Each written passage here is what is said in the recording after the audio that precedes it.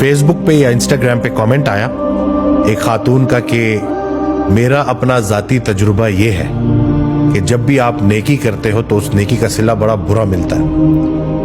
ये उनका कमेंट था ना, और जिसके बाद मैंने देखा कि और भी कुछ लोग इसी तरह के मिलते जुलते कमेंट्स कर रहे थे। यानी कि नेकी आजकल के दौर में खतरे से खाली नहीं है। वो ये कहना चाह रहे थे कि इंसान तो चलो किसी के लिए अच्छा करता है, लेकिन वो फिर जवाब में जिस तरह से उसका रिएक्शन आता है तो बड़ी तकलीफ होती है।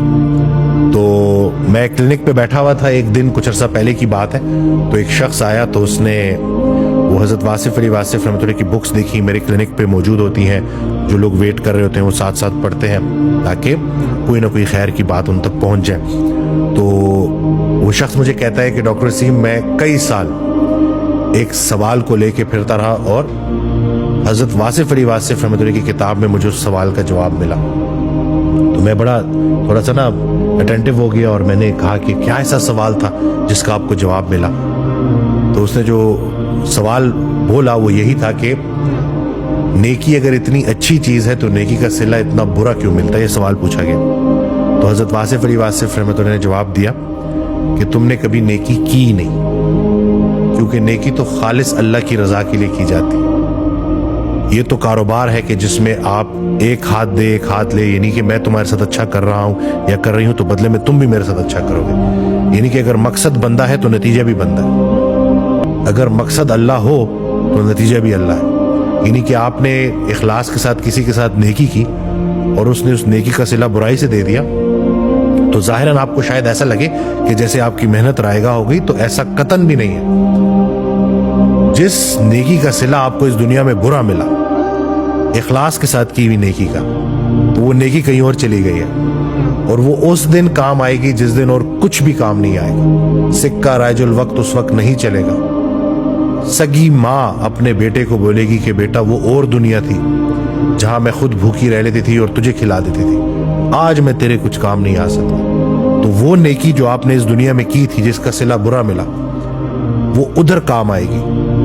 और दूसरा ये कि ये बात आप समझ लें कि लोगों के बुरे रवैये आपको बुरा इंसान बना दें तो ये मैं कहता हूं सबसे बड़ा अजाब है कि मुत्तकी ना रहे, मोमिन ना रहे लोगों के बुरे रवैये की वजह से। तो ये सबसे बड़ा अजाब है और दुनिया में ये अजाब है। यानी कि आज हम उस जगह पे आके खड़े हो गए हैं कि हम नेकी करने से इसलिए डरते हैं क्योंकि हमें डर है कि आगे से रिएक्शन बुरा आएगा। अल्लाह किधर है फिर बीच में?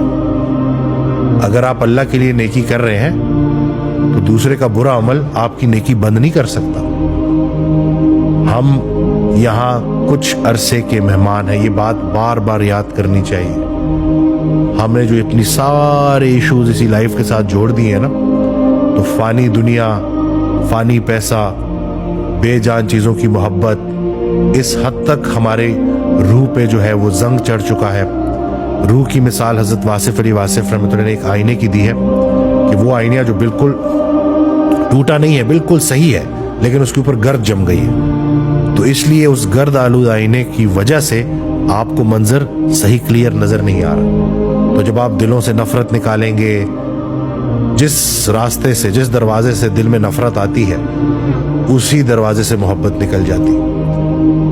एक बड़ा प्यारा फिक्रा है हज़रत वासिफ अली वासिफ रहमतुल्लाह का कि ये जो गुलाब है ना, इसका उसका मफहूम है कि ये जो गुलाब है ना, इसको मोहब्बत से देखेंगे ना तो रंग नजर आएंगे, नफरत से देखेंगे तो कांटे नजर आएंगे आपको। तो ये आपका अपना हुस्न नजर है। तो अगर एक इंसान का बुरा रवैया आपके दिल में उसके खिलाफ नफरत ले आता है तो नुकसान किसका? आपका अपना नुकसान। और एक सहाबी को रसूलुल्लाह सल्लल्लाहु अलैहि वसल्लम जन्नती कहा करते थे कि ये जन्नती है, देखो ये जन्नती है। तो एक दूसरे सहाबी ने उनसे पूछा कि आप ऐसा क्या अमल करते हैं?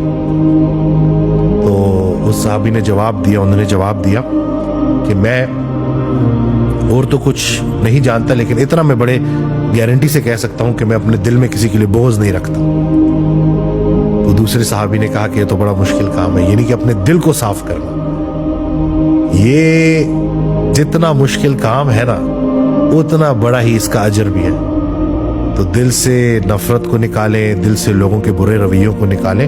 اور وہ ایک فکرہ ہے ان کا کہ حضرت واصف علی واصف رحمۃ اللہ کہ جہاں اللہ نے پابند کیا ہے وہاں آزاد نہیں ہونا، جہاں آزاد کیا ہے وہاں پابند نہیں ہونا. تو ہم یہ جو دوسروں کی تعریفوں کے پابند ہو جاتے ہیں، دوسروں کی برے رویے کی وجہ سے ہم غلط ہو جاتے ہیں، تو ان چیزوں سے نکلیں.